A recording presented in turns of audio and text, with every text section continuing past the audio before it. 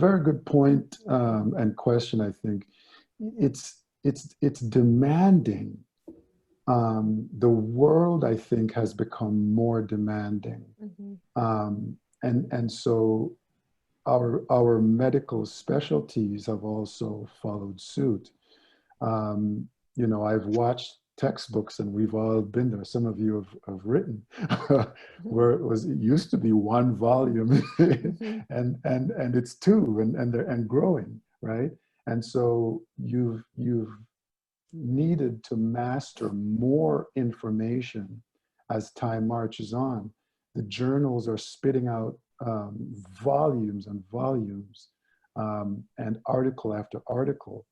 And to be at the top of your game, you've got to know that stuff, or at least some of it.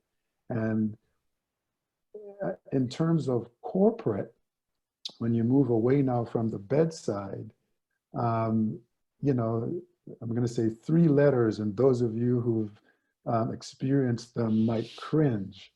We used to do this with jokes, and we used to say, okay, I'm going to say one word, and I'm going to watch half of you cringe. And the word was tequila. and you know, I saw a comedian do it, and literally the entire crowd just moaned. And I guarantee you, if we did this in front of a live audience of physicians who have been through and are going through practice, and we said these 3 letters, they would moan. And the letters are RVU. Yep. You got me. Right? And yeah. So, right? It's not a matter of, you know, like you said, you go through training, you go through your first few years, you get to that sweet spot where you literally feel like you can take on and manage just about any patient, any disease process. But then you get into the way you get paid, the way you get reimbursed. And for me, I'll give you my example. Initially, I started out as a solo practitioner, you know, sort of hitching a ride with an orthopod and a neurosurgeon to share expenses so I could practice. And I did a whole bunch of work and spent quite a few years doing that.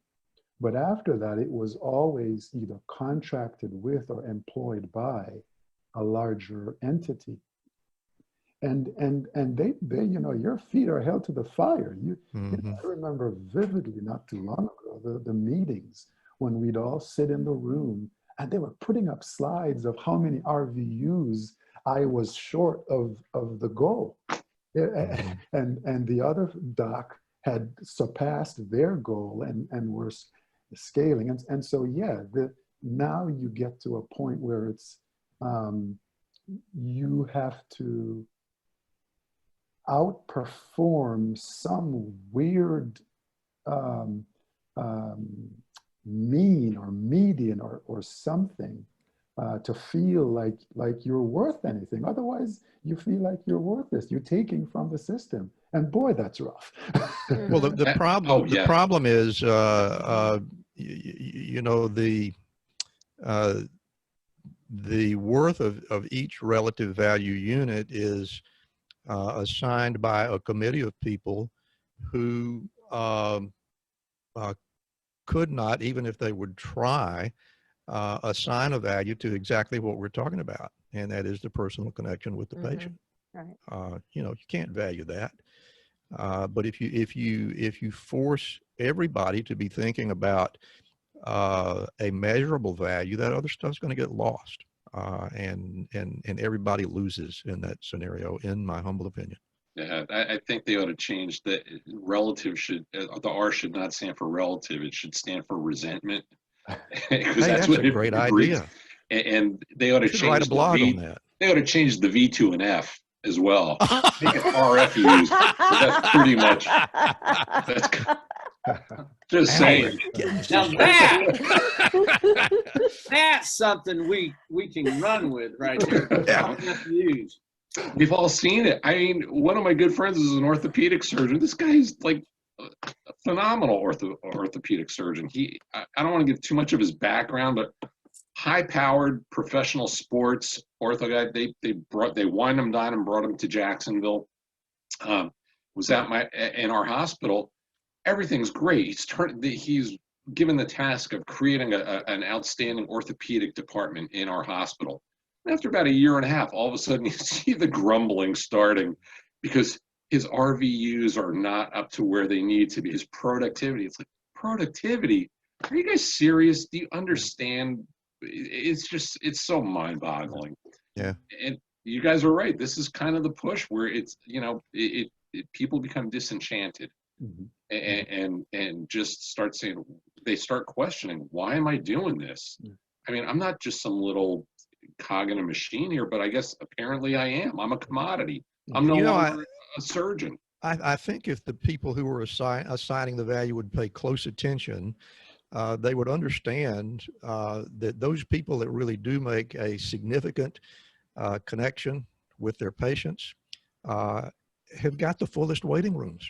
Right? Exactly. Everybody wants to get in there. Isn't it? Think about it too. All the, patient satisfaction surveys. And I mean, in my hospital, they brought the people from Disney in to do try and create a positive attitude or atmosphere. But at the bottom line, well, why don't you just let us do our jobs? Let us be good doctors and treat our patients well. How about that? I don't know. I'm trying to see you in Mickey ears myself. Oh my God. Do you believe that?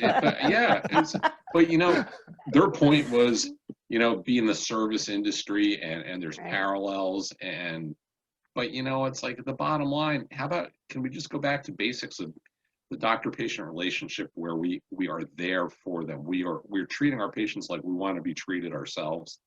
And we're an extension of the golden rule in a sense. That's why we took our oath. Thank you so much for joining our discussion today. If you'd like to learn more about our guest, head on over to our Patreon page where you can access exclusive content, including the full segment of our show. Never want to miss an Inside the Doctor's Lounge clip?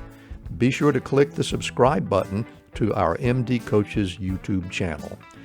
As always, we appreciate suggestions for future show topics, so let us know what you're thinking in the comments below. And finally, special thanks to Ryan Jones, who created and performs our theme music for the show.